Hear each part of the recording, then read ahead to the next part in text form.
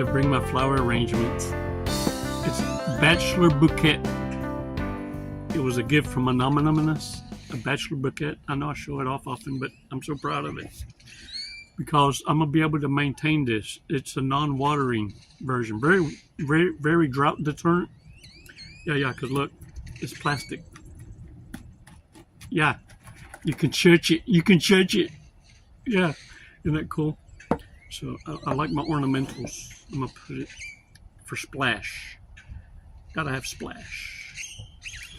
We're going to talk about how narcissists see themselves. I posed a question. How do narcissists see themselves? And out of quite a few responses, I found this one very enlightening by Eugene. And I want to thank Eugene ahead of time. And the thing is, look, one of the key factors besides the obvious, conflict resolution, is one of the key indicators you're dealing with a narcissist, because they won't be able to compose themselves, articulate themselves intelligently. Once they run out of the rehearsed messages, they're tapped out. And you can tell this, look, because narcissists can't win using logic, using facts, and the truth. Logic, facts, and truth. And that's one of the key indicators. The truth is, their manipulations can only win if they can get you distracted enough to engage with them with reactions, with emotions and feelings, because they're a master at the craft. But they first need to get you to become reactive, explosive, because at that point you lose all your senses of logic, truth, and facts. Plain and simple, they lack the ability for conflict resolution.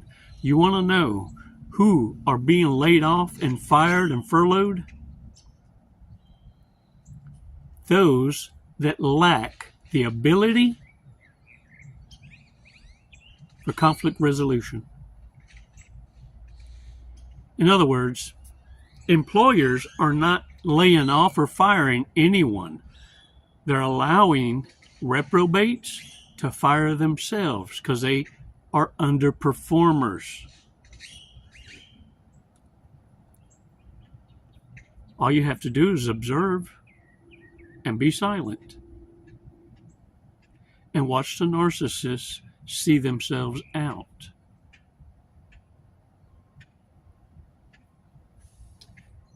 I'm also going to touch a little bit on no contact.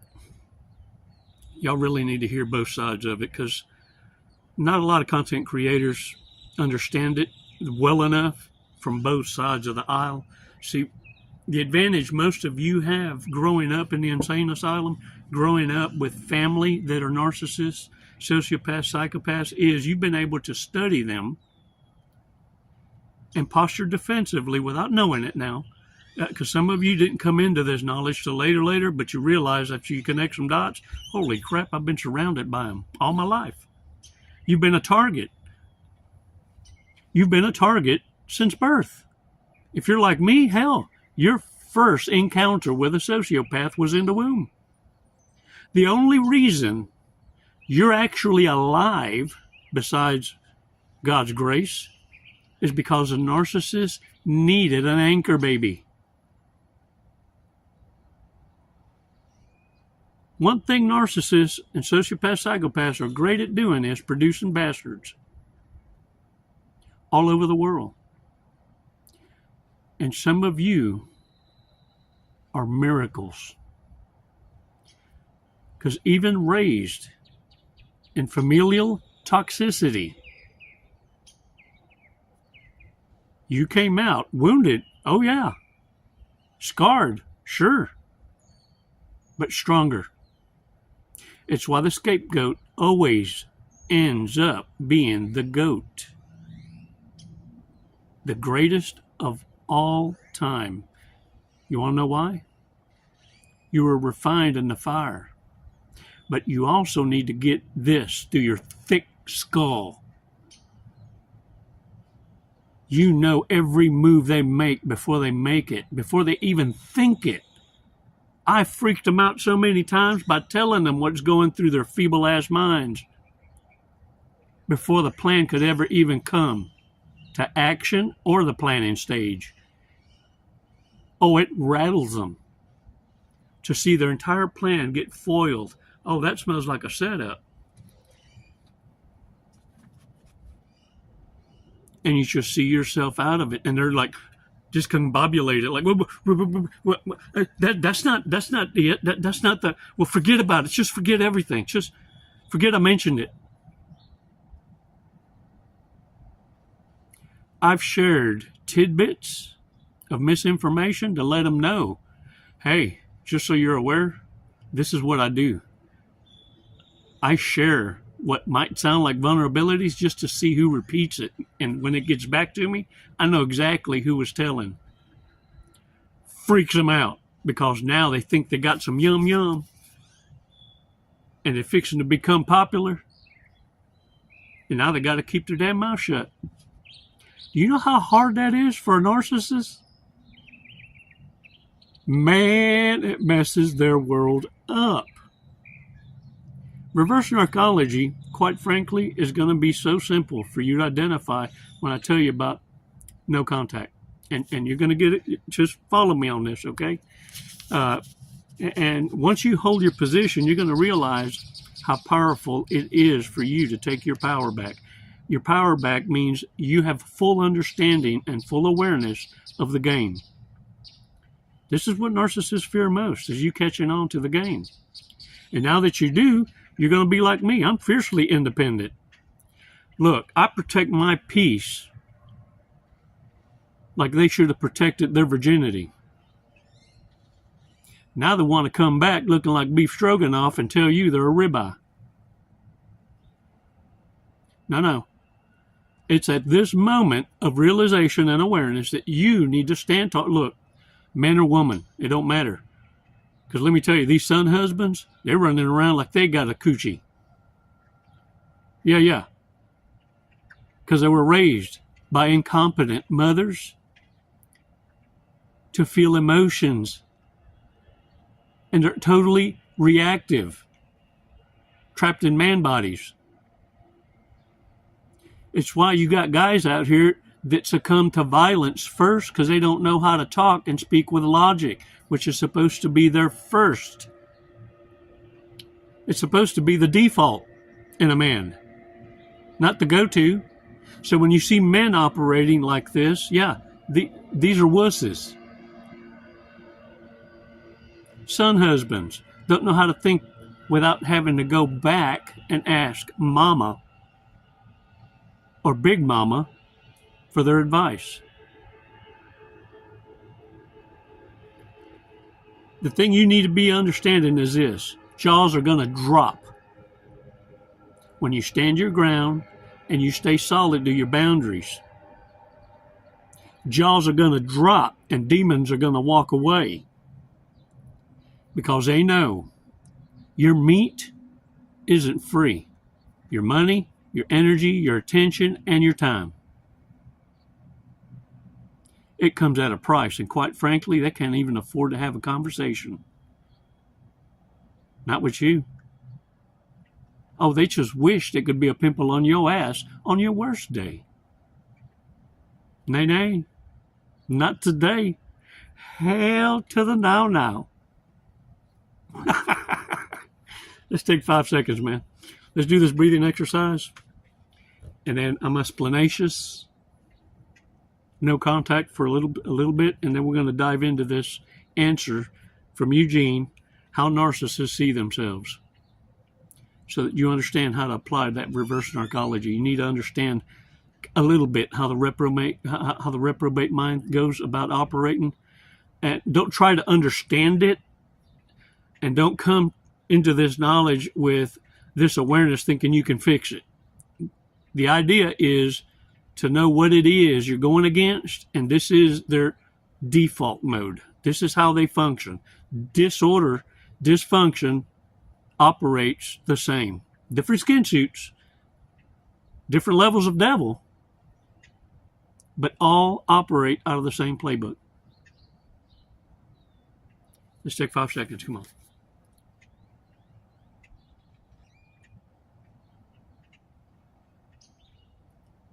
Release slowly.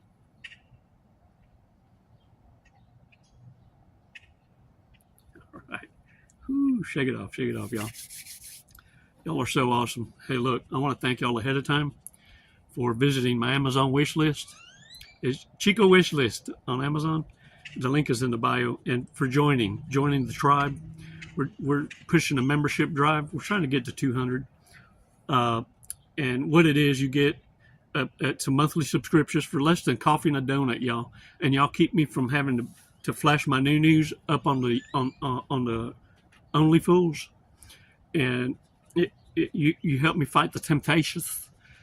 And it covers our overhead, my security, the editing, and sometimes it gets me in trouble. Yeah. It keeps the girls busy, though. Hey, look, thank y'all so much. Subscribe. Don't forget to subscriptions. And hit that notification bell. When you subscribe, or if you decide to join, check this out. You get like 3 to 4 videos ahead before they're published to the public. And look, there's 4 or 3 different levels of the amounts that you can join in. But I'll be honest with you, it's the same benefit. It's just if some of you want to give more, you have the opportunity to. And we thank you. We thank you for that. The agape love, hooking the brother up. Man, y'all are so awesome for that. And look, how narcissists see themselves.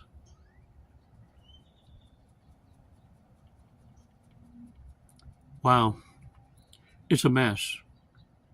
A mess to have to try and wrap your head around.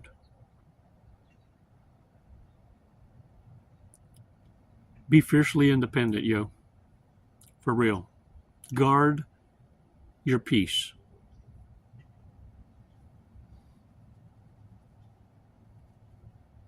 Both of them. A la madre. Dang it, man. Dang it, man. Right? All right, y'all, look. No contact. Okay. To splanaceous it in layman's terms. Ooh, it's going to be a trick. Let's do this breathing exercise. Come on.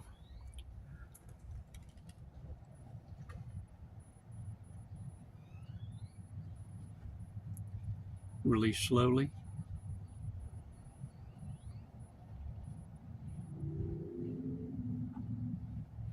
All right. Shake it off. Shake it off. Okay. To the reprobate, to the narcissist, this is reverse narcology, okay? Narcissists deploy no contact. They deploy the silent treatment, usually right before no contact. They'll deploy no contact for a couple of reasons. Usually because they found a possible monkey jump, someone in a harem closet that's biting on the bait, and they need to spend time with them and play house to see if it's going to work out like that. They can get a commitment. Another reason no contact is deployed in the silent treatment is to punish you, to teach you a lesson. You told them no, you restricted them, you questioned something they did, or you proved them wrong, or you went smooth off because they were testing some boundary you had and you bit back. So now they got to punish you. So no contact when deployed by a narcissist is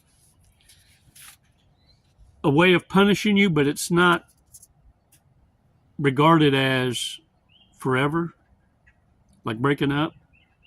That's why even now you got people on the interweb, narcissists galore, talking about they had a timeout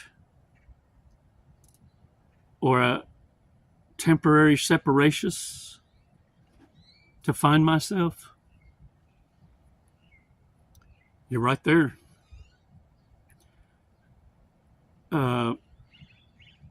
Absence makes the heart grow fonder. Istis? Delicious? No, it just gives them time to go and explore options. That's what the discard or no contact is for the narcissist. Now, for the empath, it usually means this. It means not only you sick and tired, you give out. You're at that point of no return. The over. Scotty, beam me up. I'm surrounded by stupidity. So when you go no contact, the narcissist is going to go into damage control because they also understand that too much time in between no contact, you will separate yourself, that soul tie, that love bomb stage, the guilting of self and all that crap. You'll start to realize how blessed you are without them. And the more time that goes by between the discard no contact and before they come back and do the damage control, which is to re-idolize you, love bomb you, I miss you, I didn't mean to do that to you, but you made me do it. I forgive you for making me do it. Yeah, and at this point, yes, narcissists will shed the alligator tears. But what you're not seeing is they were shadowboxing in the car, beating themselves up to make themselves cry. Yeah, they got to have something to trigger it. Or they'll think about something that happened that really meant something to them, or a movie. They're real big on movies, and they'll even, look, if you see beyond the facade, you're going to see them quoting movie quotes. What's going to throw them off is when you quote the movie. Did you pick that up on Old Yeller? I remember hearing that. I think that was in Lonesome Dove.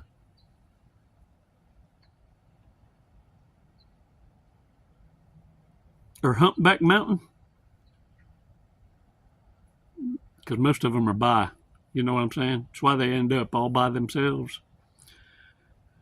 The thing of it is this. No contact coming from an empath means the end.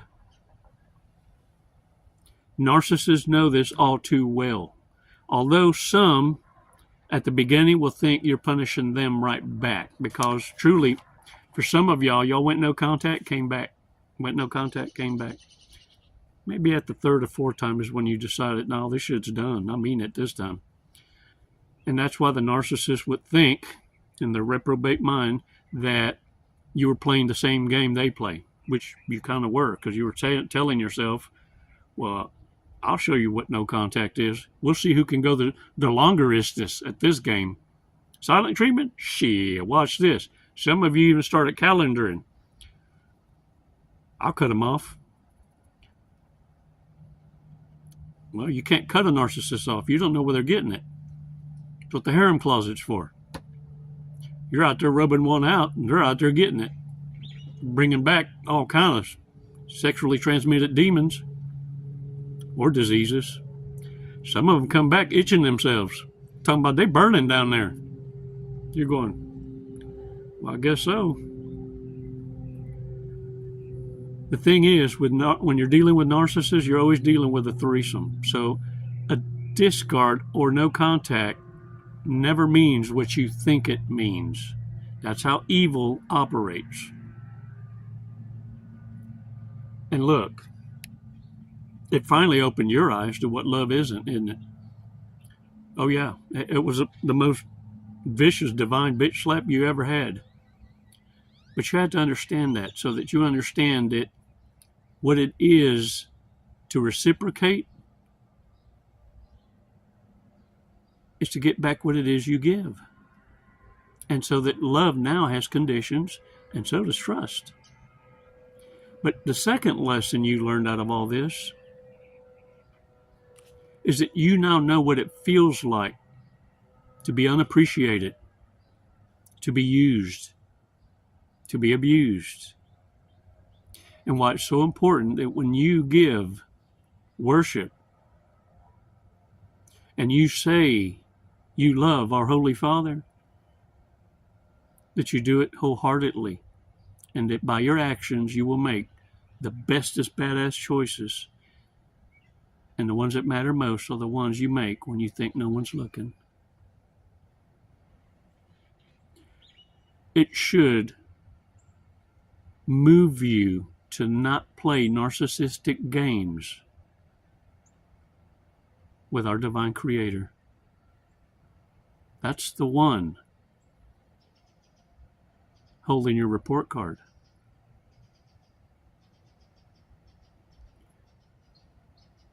How narcissists see themselves by Eugene. 1, they constantly fear or wear a facade. They constantly wear a facade. Since narcissists can't stand to show the world who they are, they wear a mask that is carefully wrought. They speak to impress, not to connect. Powerful. They speak to impress, not to connect. It's like arguing. They don't argue for understanding, they argue for reactions. Number 2, a lack of self-confidence, so low it barely registers. Underneath the haughty front is incredible insecurity. They rely on constant outside affirmations because they do not believe they're enough. They know they're not enough. With as many connections as narcissists go through, you can't tell me that not a one's ever told them that they're a piece of shit. I venture to say, as they age, all of them start to register and get vocal, because they usually end up with their own kind. Number 3, numero tres, an underdeveloped, weak character. When a person has never tried to reflect internally on their construct of being, then growth never happens. They never experience the negatives, so there's no real growth. It's like that frontal lobe begins to atrophy from lack of use. And it goes from being a crown chakra of enlightenment, it starts to be a clown chakra. And it starts with the upbringing. They've been told they're a dumbass all their lives. Now they've grown to understand it and walk it. Some even smell like it. Number 4, an inclination toward shortcuts instead of hard work. Ponzi schemers. Make sense now? It is a lot easier for many narcissists to manipulate, cheat, or take advantage of others instead of earning their way through hard work. That's why they need to shape-shift into position. They see you moving toward your goals, achieving, being the champion, and they want to ease in, pretend to help a little, and cheer, and then tell everybody they made you who you are. That is what it is to destiny swap, as others call it. Now they feel they can be you better than you, and they're telling others you're copying them. Or they laid the foundation and you would have never been where you are without them. Number 5, panic when pinned in.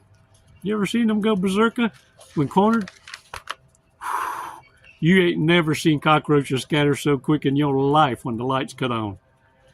When their table rock facade fails in a sustained way that is triggering some truthfulness, they typically panic.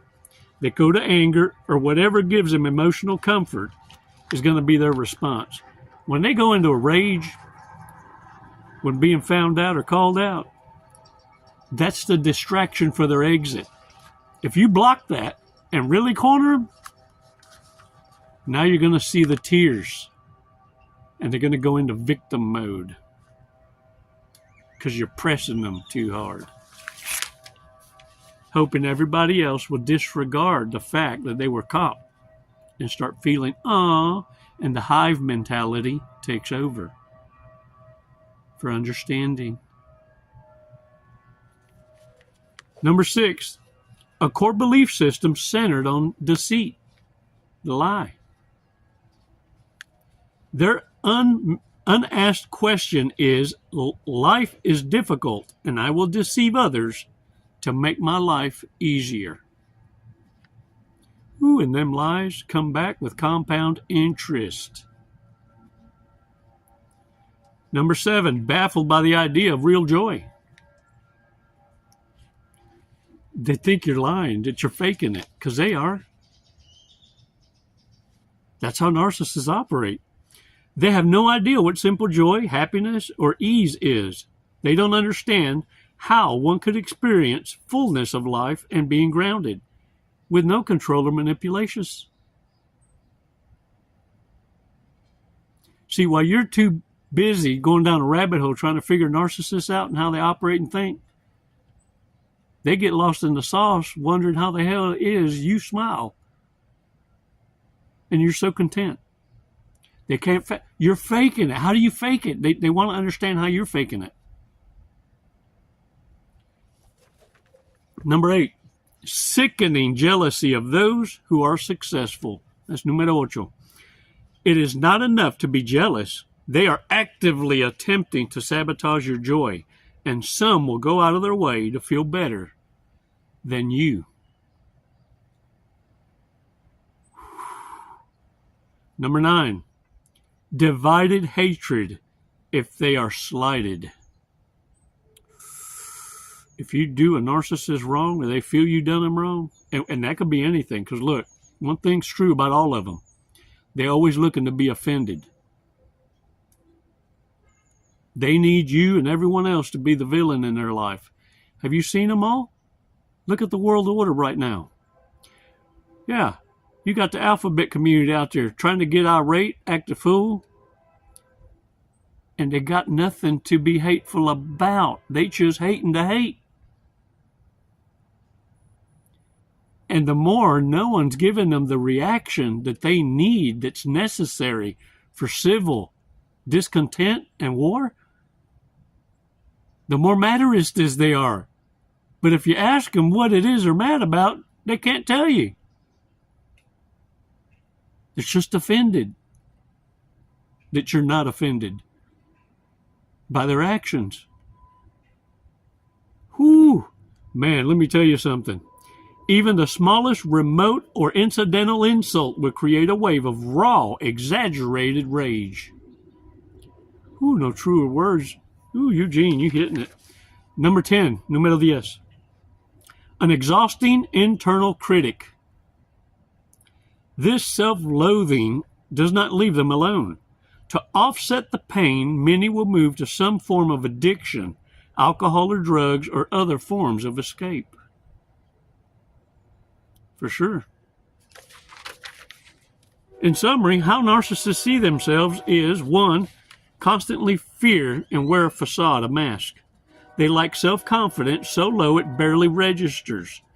An undeveloped, weak character, an inclination towards shortcuts instead of hard work, panic when pinned in, caught in a lie, a core belief system centered on deceit, baffled by the idea that you have real joy, sickening jealousy of those who succeed, divided hatred if they are slighted, and an exhaustive inner critic. Ooh, lies, manipulation, and scheming day in and day out wears you out. I imagine so many just live with an ongoing feeling of anxiety, and many of them manifest physical symptoms. Here we go. Headaches, rapid aging, organ failures, addictions, insomnia, that all come from simply trying to keep up with the different masks. You ever had narcissists that after a period of time they're looking at you so aggravacious and they're going, What are you looking for in a friend? And you're just thinking in the back of your head. I've actually said it out loud, but don't do what I do. I do it to freak them out because I got nothing to lose. And I look at them and go, well, I'm just trying to figure out who you are. Which mask is you?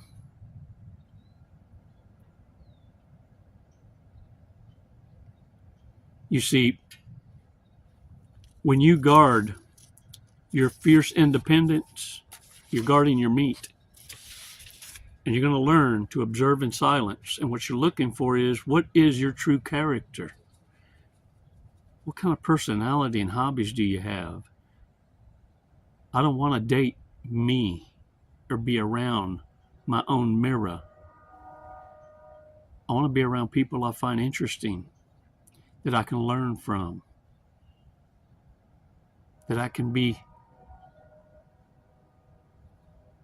educated by, that have different interests.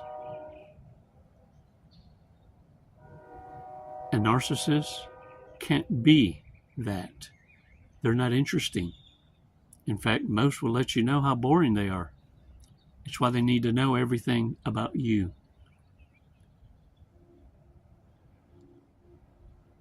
So they can try and be a little bit like you.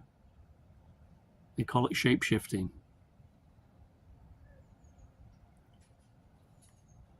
Warriors, thanks so much for your support. Y'all were so awesome. It's been a privilege, an honor to be a part of your coaching plan. Don't forget to join the tribe. And look, hey, look at me. Here's to you. I'm so proud of y'all. Hold the line. The one that matters is watching. I expect y'all to be collecting them A's on your report card. Because Big Daddy spankings hurt. Ask the narcissist. It's never goodbye. It's always until next time. Namaste.